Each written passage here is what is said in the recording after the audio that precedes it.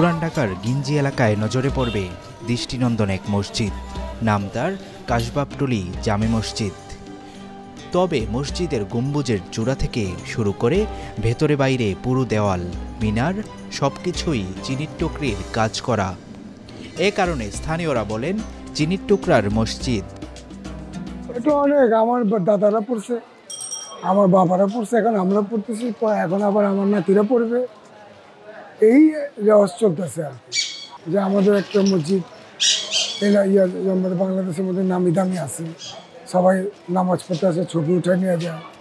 আবার আমরা এটা ধরেন ইয়াতেও দেখি কিনা, বিটিভিতে দেখি, টিভিতে দেখি, চ্যানেলে দেখি, পত্রিকায় দেখি যে আমাদের একটা উঠেছে বাহি মসজিদ, আমরা দেখতে পারি, খুব খুশি লাগে।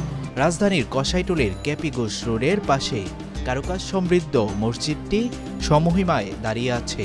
স্থাপত্য শৈলী ও নকশাকৃত দৃশ্যে এটি দেদীপ্যমান।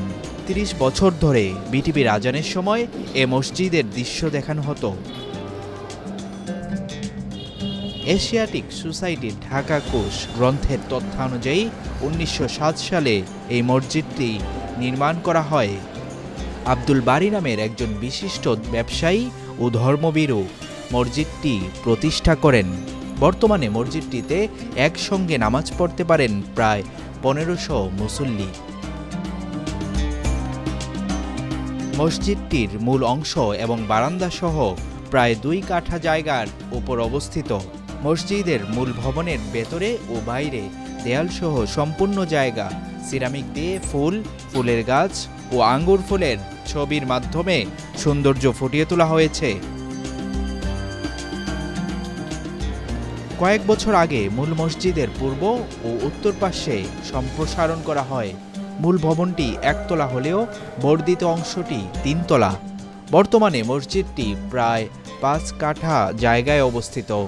নতুন অংশের পুরোটাই উন্নত মানের টাইলস দ্বারা ঢেকে রাখা হয়েছে।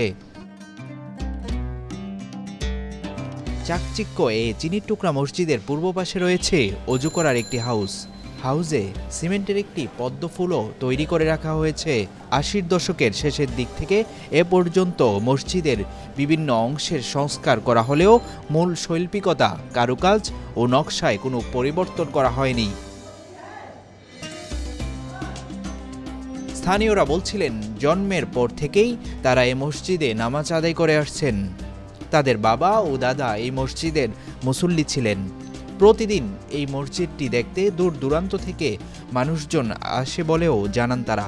৫ বছর থেকে এদিকে মসজিদে আরবি পড়া পড়তেছি। আরবি পড়া ওই জায়গায় হাউস ছিল, ওটি নতুন করা হয়েছে, ও হাউসটা পরে হয়েছে।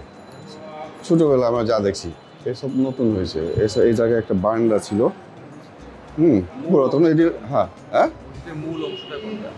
মসজিদের মূল অংশ হয়েছে যে আপনার এটি, আর এই সামনের থেকে এদিকে কিছু জায়গা আছে এটি পরে বাড়ানো হয়েছে, পিছনে বাকি সবই মূল অংশ। চিনির টুকরা মসজিদের মূল সৌন্দর্য ও বৈশিষ্ট্য চিনি টিকরির কারুকাজ ও নির্মাণ শিল্পীদের নিখুঁত কর্মযজ্ঞ। দেয়াল ও ফলকগুলো মুঘলীয় নির্মাণশৈলী ও রীতিতে সাজানো এবং সৌন্দর্যকরণ করা হয়েছে। মূল স্থাপনার ছাদে রয়েছে সুবিশাল ৩টি গম্বুজ।